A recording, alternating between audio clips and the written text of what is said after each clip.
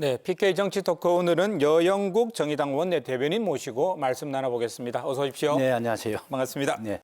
비교섭 단체 서름이라고 해야 될까요? 네. 예, 이게 참 국회 안에서도 발언권이 조금 뭐 제한이 있을 수도 있는 상황이 벌어지고 있지 않습니까? 예를 들어서 뭐 이게 국회 예산결산특별위원회에서 강하게 제도 개선에 대해서 요구를 네. 한번 하셨던데요. 그 영상 보고 말씀 들어보겠습니다. 비교섭 단체도 소위에 참여시켜 달라는 의견이 있었습니다만은 예결위 소위 구성은 제일 객관적인 예결위 의석 비율에 따를 수밖에 없습니다. 최종적으로 의석 비율에 따라 구성하는 것이 합리적이라는 것에 의견이 일치하였음을 말씀드립니다. 최종 그렇게 결정된 거에 대해서 저희 존중을 할 수밖에 없습니다만은 최소한 그래도 저희들 그렇게 좀 비교섭 단체도 함께 소위에 참여할 수 있도록 말씀을 드렸으면은 최소한 당사자들하고 사전에 좀 양해를 구하든지 좀 의견을 듣든지 좀 그렇게라도 해야 되는데 참 벽을 느낍니다. 오랜 관행이긴 하지만 이 두터운 벽이 언젠가는 또 변화돼야 될 하나의 지점이라고 생각을 합니다.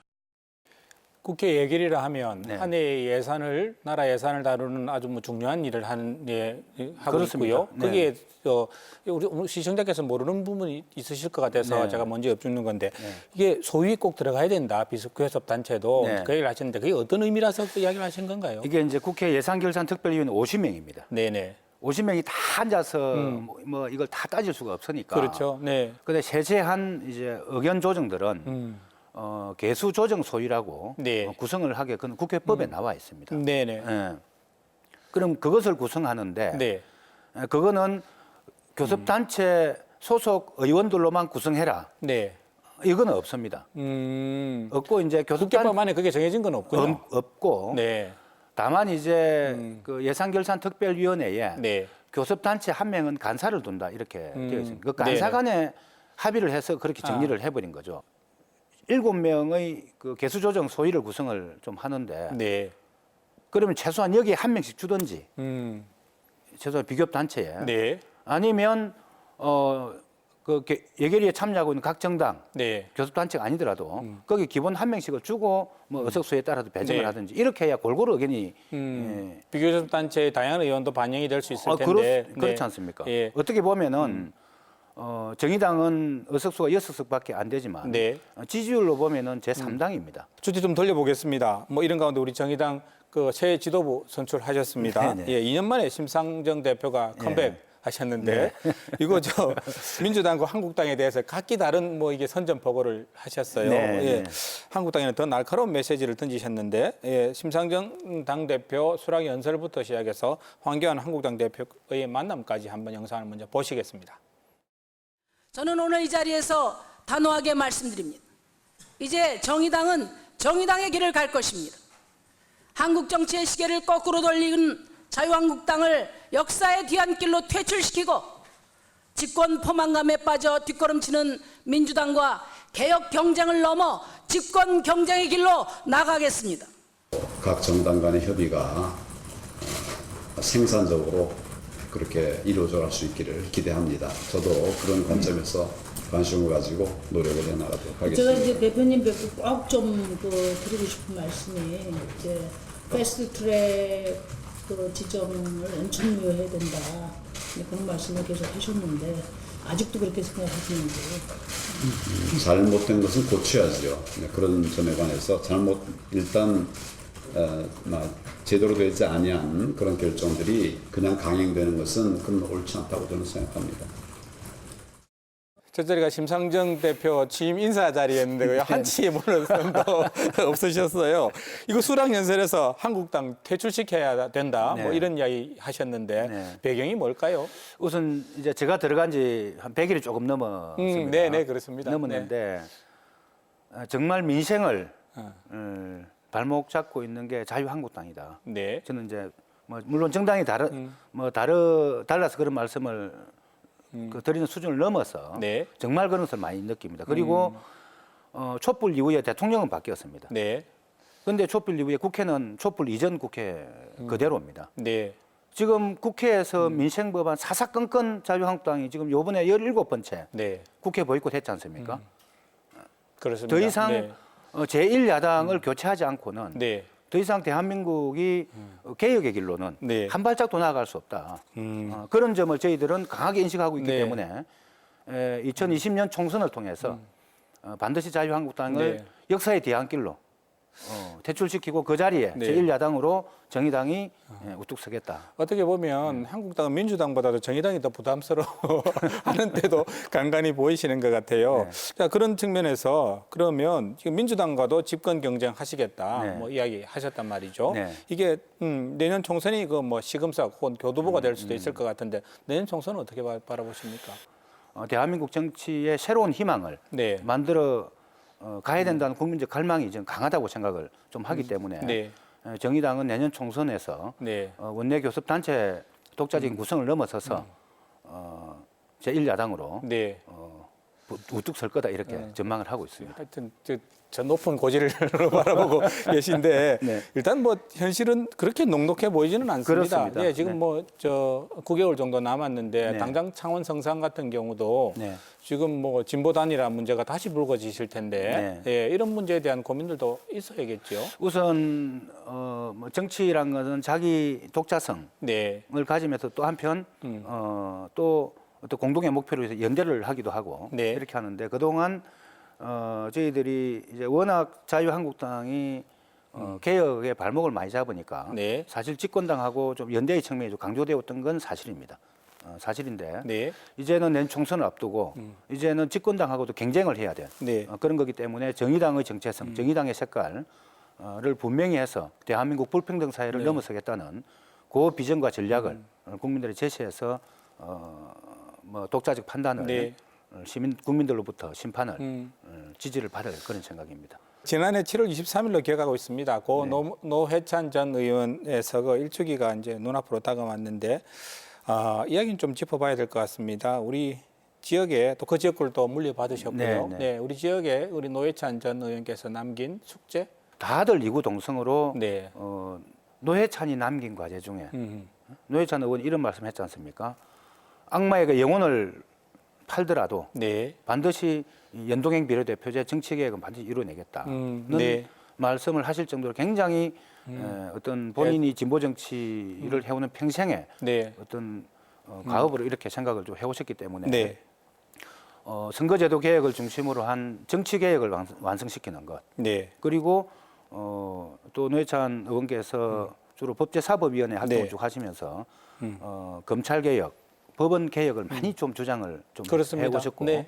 본인이 또 가장 먼저 20대 국회에서 공수처, 네. 공직자비리 수사처 그 공수처 설치법을 가장 먼저 발의를 네. 했고 거기 지금 패스트트랙에 태워져 있지 않습니까? 그렇습니다. 네. 그래서 검찰 개혁, 사법 개혁 이 과제가 노회찬이 남긴 과제이긴 합니다만 또 가장 대한민국 사회에서 가장 먼저 풀어야 될 네. 현재 정치적 과제다. 과제이다 숙제이기도 하다. 네, 그렇습니다. 그런 말씀으로 보시고요. 자유한국당에 대한 우리 또 정의당의 입장 이야기 들어보고 있는 중입니다. 예. 자유한국당 경남도당 주로 이런 이야기 많이 하십니다. 지금 정부의 탈원전 정책으로 가뜩이나 어려운 창원경제, 두산중공업을 중심으로 한 창원 경제가 더 어려워지고 있다. 탈원전 정책에 반환 선언, 방향 선회해야 된다. 이렇게 주장하고 있단 말이죠. 네네. 이 부분에 대해서 정의당은 어떤 입장이신가요? 탈원전 정책으로 인해서 어려운 건 사실입니다. 네. 그러나 저희들이 이제 계속 주장하는 것은 그 정부의 정책 전환으로 인해서 생긴 문제인 만큼 네. 정부가 그만큼 책임을 지고 경영의 어려움, 네. 노동자들 고용의 어려움을 함께 좀 책임을 져야 된다. 네. 이런 주장을 저희들은 좀 계속 하고 있고요. 네. 그리고 이제 새로운 그 에너지 산업, 예를 들면 가스 터빈이라든지 네. 또 풍력 발전이라든지 대체 에너지 산업. 대체 네. 에너지 산업으로 두산중공업이 다시 네. 좀 궤도에 올라설 수 있도록 정부의 뭐 R&D 지원이라든지 네. 여러 정책 지원을 좀 많이 해서 네. 이 어려움을 함께 극복할 수 있도록 해야 된다. 네. 저희들은 현재 그렇게 주장을 하고 있는데 이게 제가 이제 올라가서 그 정부 관계자도 불러서 네. 탈원전 정책 물어봤습니다. 이게 만약에 다음 정권이 바뀌어가지고 정권이 바뀌면은 탈원전 정책 폐기가 가능하자 하니까 네. 이미 이제 불가능한 상태입니다. 흐름이 그렇게 각버렸기 때문에 이미 네. 그 이제 원전을 짓고자 하는 동해안 지역에 여러 네. 가지 지질 조사는 했지 않습니까? 네네. 그래서 거기는 원전을 더 이상 지어서는 안 된다. 네. 이게 이제 결론이 좀 내려져 있기 뭐 때문에 지질적, 안전적 이런 측면에서도 그렇습니다. 그렇다는 말씀이네요. 네. 있기 때문에 이제 더 이상 탈원전 정책은 정권이 바뀌어도 추진하기가 폐기되기가 네. 폐기되기는 어렵습니다는 이야기였습니다. 그래서 저는 자유한국당이 자꾸 좀 너무 좀 무책임하게 네. 이걸 좀 정치 공세식으로 이렇게 하는 건 오히려 그 사람들에게 두산중공업이나 그런 분들에게 네. 희망 고문을 하는 것밖에 안 된다. 그래서 우리 좀 더 현실적 대안을 네. 함께 머리를 맞대고 모색하는 게 좀 그런 분들을 위한 네. 정책이기도 하다 보다 생각합니다. 실질적인 방안이 돼야 된다, 나와야 된다. 네, 그렇습니다. 말씀이고요. 이 이야기도 또 여쭤봐야 될 것 같습니다. 2020년 최저임금이 8,590원으로 일단은 지금 나오고 있습니다. 네. 이야기가. 네. 이거 뭐 관련해서 최저임금을 너무 급격히 올려서 지금 뭐 창원 경제가 더 휘청거리는 주요 원인이 되고 있다라는 또 한국당의 주장이 있습니다. 이 부분에 대해서는 어떻게 생각하십니까? 이 최저임금 문제는 경제적 문제가 아니고 네. 사회 정책의 문제입니다. 바로 가장 밑바닥에 있는 우리 국민들, 네. 또 그분들의 인권의 문제입니다. 네. 그렇게 접근을 해서 저희들은 최저임금 문제를 바라봤는데 이게 어느 순간 경제적 문제로 둔갑이 되어 있습니다. 아, 네. 마치 소득주도 성장의 큰 축이 최저임금처럼 이렇게 하는데 저는 이제 그렇게 바라보고 이 경제의 어려움을 가장 하층에 있는 노동자들에게 네. 특히 최저임금 그 수혜를 받고 있는 노동자들에게 그 책임을 뒤집어 씌우는 거는 네. 경제대국 10이라고 이야기하는 대한민국에서 그 기득권 경제 세력들이 정말 부끄러워해야 된다. 창피한 일이다. 네. 저는 이렇게 생각을 합니다. 이 세정금 크기가 문제가 아니라 네. 왜 가장 하층에 있는 분들한테 경제적 책임을 네. 경제적 어려움에 모든 책임을 그분들한테 다 떠넘기냐. 세상에 이런 경우가 어디 있습니까? 저는 그런 점에서 정부도 최저임금을 뭐 경제정책이든 사회정책이든 올렸으면은 네. 그것을 뒷받침할 수 있는 당연히 중소기업은 최저임금 올라가면은 여력이 없죠. 부담이 커질 힘들 수밖에 없다. 없죠. 그 부분을 인정할 수밖에 없는 부분이고. 그러면 네. 지금까지 우리 경제의 가장 고질적인 문제가 뭡니까? 원청, 네. 원청 대기업들의 그 단가 후려치기 갑질 문제 때문에 네. 계속 그 뭡니까 제품 단가는 내려가고 자재값은 올라가고 인건비 올라가고 이 네. 어려움을 호소해온 지가 지금 한두 해가 아니란 말이죠.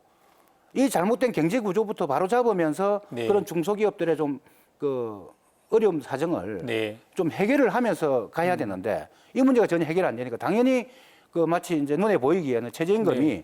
마치 우리 경제를 어렵게 만드는 주적인 것처럼 네. 이렇게 보일 수밖에 없는 거죠. 저는 그런 점에서 네.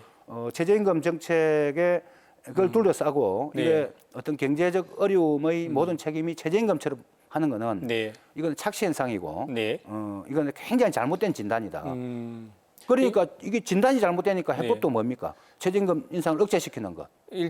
이를테면 원청과 하청의 잘못된 구조부터 개선해 나가면서 최저임금도 인상도 병행해 나가야 되는데 그런 부분을 제대로 못한 정부의 책임도 있고 그렇습니다. 그리고 이걸 뻔히 알면서도 최저임금 인상이 마치 우리 경제 어려움의 주범인 것처럼 주장하는 네, 네. 한국당도 문제가 있다. 그렇습니다. 이런 말씀으로 네, 예, 네. 이해를 하겠습니다. 예. 마지막 주제로 좀 넘어가야 될 것 같은데 짧은 시간 동안 뭐 워낙 여러 가지 여쭤봐야 돼서 예. 그렇습니다. 이해해 주십시오. 예. 지금 뭐 패스트트랙 처리 과정에서 국회 선진화법 위반으로 지금 뭐 여러 109명의 국회의원들이 지금 고소 고발이 돼 있고요. 네네. 정의당 윤서아 의원이 16일 날 경찰에 네, 출석을 했습니다. 네네. 네, 하셨고요. 예. 뭐 정의당은 지금 그러면 다 지금 뭐 경찰이 소환하면 출석한다는 계획이시죠? 그렇습니다. 지금 의원님도 지금 뭐 명단에 이름이 올라가 계시지 않습니까? 일단은 그 경찰 소환장이 오시면 출석하실 생각이십니까? 저도 개인적으로는 네. 빨리 음. 빨리 소환장을 보내라. 네. 그러면 온 즉시 바로 조사를 받겠다. 이렇게 입장을 이야기를 했는데 아직 네. 소환장이 오지는 어제는 안 왔고요. 네, 안 왔고요. 예. 국회의원이라고 네. 뭐 거기 본이든 사실은 지금 뭐 경남 지역 뭐 여러 의원들이 한국당 의원들이 지금 네, 예, 네. 고소 고발이 돼 있는 상태입니다. 네. 예, 지금 아무도 아마 안 나가실 것 같고 네. 예, 여상규 의원부터 시작해서 뭐 여러 의원들이 지금 이름이 올라 있는데 안 나가고 있는데 이분들에 대해서는 어떻게 보십니까? 이게 이제 그분들이 참 이 문제를 너무 가볍게 보는 것 같은데 실제로 주변에서는 굉장히 크게 보고 있습니다. 네. 이게 패스트트랙 즉 이제 그 과정에서 국회 선진화법을 네. 회의를 방해를 한 거란 말이죠. 물리적 네. 힘으로 또 네. 폭력으로 굉장히 제가 중요합니다. 중하기 때문에 피선거법까지도 박탈당할 수 있는 뭐 이런 거기 때문에 그걸 본인들이 너무 잘 압니다. 너무 잘 아니까 나경원 대표가 야당 탄압이다. 네. 어쩌다 하면서 계속 지금 목청을 높이고 있는데 사실은 저 속으로는 떨고 있다 이렇게 보고 있습니다. 네. 그래서 국회의원이라고 네. 자신이 한 행위에 대해서는 어떤 비켜갈 수 없다. 대한민국 법에는 뭐 자유한국당이라고 예외를 하는 법도 없고 또 국회의원이라고 법을 위반해서 그걸 면책받을 수 있는 특권도 어디 법에 없습니다. 없기 때문에 뒤에 처벌을 받더라도 네. 당당하게 조사를 받는 게 맞다 생각하고 저희 정의당은 그런 입장입니다. 바쁜 시간 내서 함께 해주셔서 대단히 고맙습니다. 예, 고맙습니다.